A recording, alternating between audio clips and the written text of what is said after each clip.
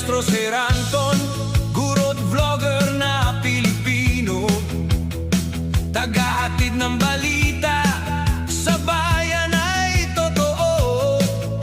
Mga benepisyo ng guro, kanyang tinatalakay. Sa video natin ngayon mga maestro ay pag-usapan naman natin itong tungkol sa PBB 2024 at PBB 2025. Ayan, so may mga nagtatanong nga mga kamaestro, no, kung may matatanggap pa ba tayong PBB ngayong taon, 2026. Kasi alam naman po natin yung last pong natanggap natin na PBB last year, 2025 is para po yun sa PBB 2023. So, ngayon po, dapat ay matatanggap natin yung PBB 2024. Ayan. And at the same time, syempre, after nan is PBB 2025 naman. Pero until now po mga kamaestro, wala pa po tayong eksaktong update, mga kamaestro, patungkol dito. Pero bago natin pag-usapan yan, so kumustahin po natin ang lahat ng mga kamaestro po natin dyan. Kumusta po yung ating first day ng instructional block? Ayan, medyo okay na ba? Nakaka-adjust na po ba tayo sa matinding pinagdaanan, especially ng mga class advisors noong nakaraang linggo sa atin pong opening block? Ayan. So, alam naman natin, based po doon sa mga nababasa po natin mga comment, mga post sa social media, medyo talagang iba po yung naging dating, Iba yung naging dating ng atin pong opening block, Hindi naman natin masabing negative, pero marami po ang parang pagod talaga, exhausted. Ayan. So, yan din po yung mga reaksyon, nung nagkaroon po kami ng meeting kahapon sa Teachers Dignity Coalition, yung mga nagsumbong kay Sir Benjo Basas, talagang marami yung medyo hindi maganda po yung experience doon sa opening block. Ayan. So hopefully po ngayong instructional block ay nakaka-recover na po tayo, sapagkat dito na po yung sabi ko nga doon sa isa kong post, dito na po yung totoong sindi ng ilaw. Ayan, kasi magsisimula na po tayong mag-discuss ng mga lessons, yung mga learning competencies na kailangan ay matutunan ng mga bata, ay ito na po yung simula po natin mga kamaestro. So hopefully po ay okay po ang lahat. Ayan. So nasa first term na po tayo. Ayan. So mahaba-haba pa yung ating tatahakin. Ayan. So balikan natin tong topic natin ngayon sa video po natin ngayong araw. So ngayong araw po is June 15, ayan, 2026. Ayan. So alam naman po natin ang PBB ay suspended pa rin mga kamaestro. Ayan. So suspended pa rin po 'yan. Ayan, based po 'yan doon sa EO 61, ayan, na pinirmahan po ni Pangulong Marcos noong fiscal year o noong 2024.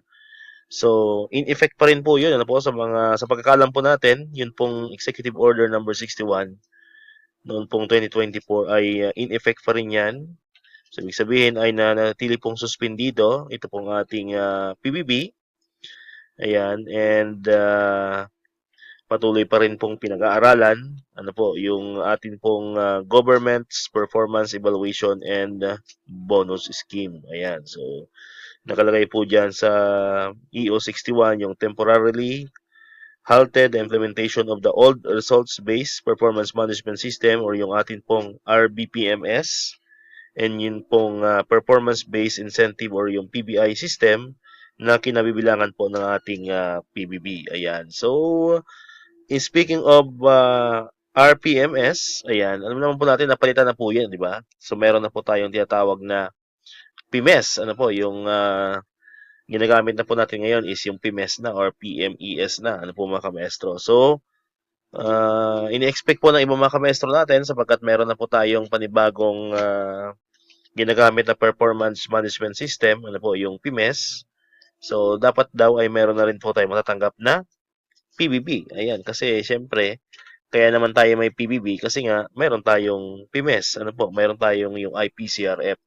So, ang reaction po ng ibang mga kamaestro natin dyan, so dapat daw, dahil nag-take effect naman na, hindi naman na suspendido yung RPBMS po natin, kasi nga meron na pong pinalit. Yun na po yung PMES or PMES.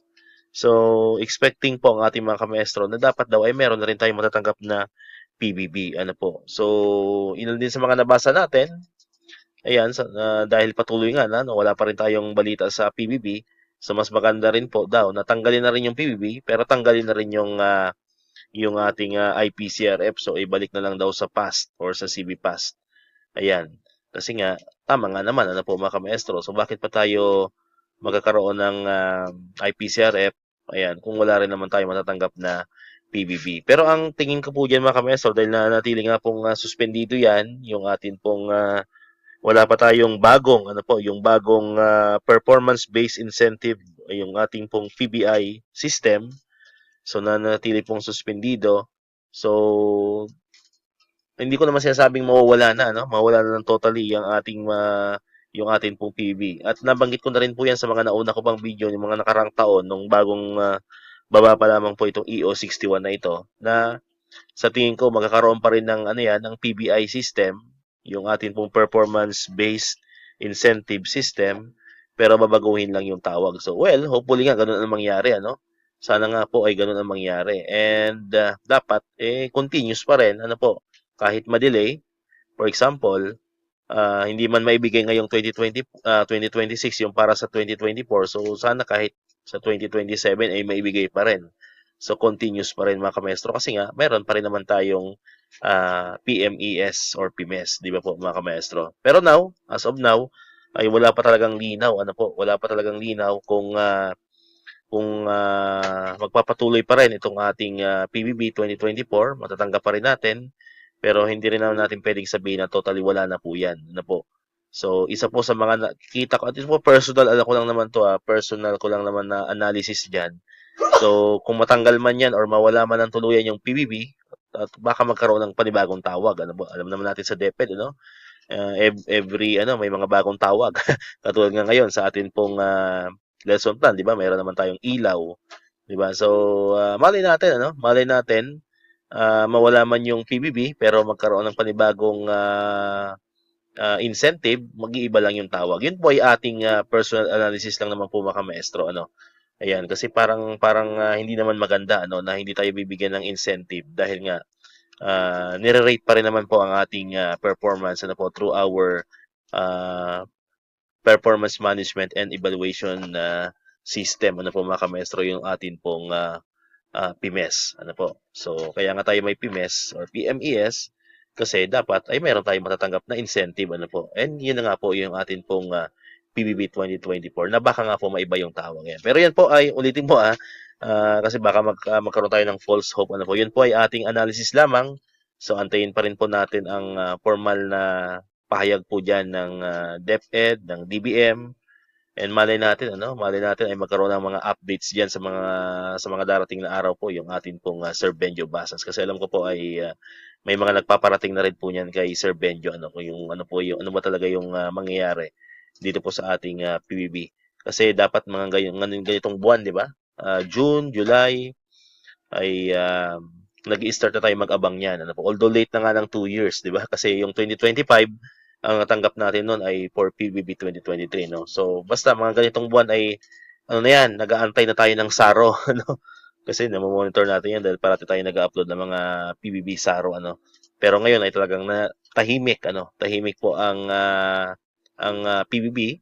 Ayan, wala tayong mga minomonitor na mga SARO, mga NCA, ano po. So, ayan, abang-abangan po natin mga kamestro, no? So hopefully itong mga darating na buwan ay magkaroon na po ng linaw kung may matatanggap pa ba tayo na PBB or kung baguhin man kung ano man yung tawag sa atin pong performance-based incentive, yung PBI system. Alright, so dito ko natatapusin itong ating video ngayon mga kamestro. Kung hindi ka pa nakakapag-subscribe, click mo na ang subscribe button dyan para ikaw yung unang nakapanood ng mga video sa in-upload natin. Katulad ito, yung mga updates pa rin sa DepEd and syempre sa mga benefits sa mga teachers and government employees.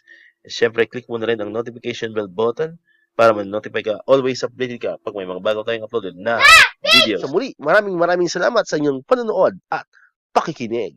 Once again, El Maestro, see you on my next vlog. Bye-bye!